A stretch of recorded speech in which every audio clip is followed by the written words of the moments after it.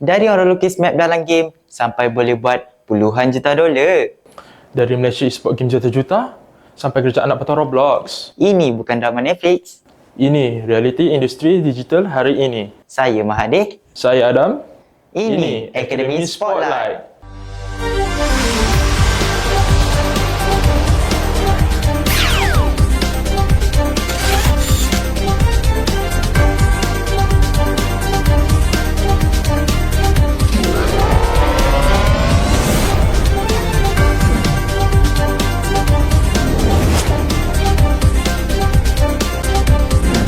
Berita game yang antarabangsa yang sedang hangat diperkatakan, seorang pencipta map Fortnite dikenali sebagai Penville dilaporkan telah menjana hampir 20 juta USD hanya dengan membina pengalaman dalam game.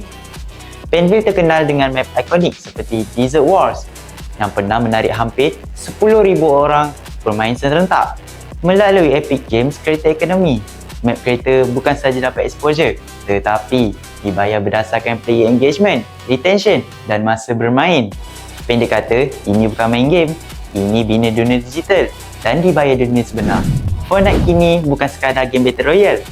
Ia adalah platform kerjaya digital di mana kreativiti boleh tukar terus kepada pendapatan. Masuk dunia e-sports, Mobile Legends Bang Bang terus mengukuhkan status sebagai salah satu e-sport terbesar dunia.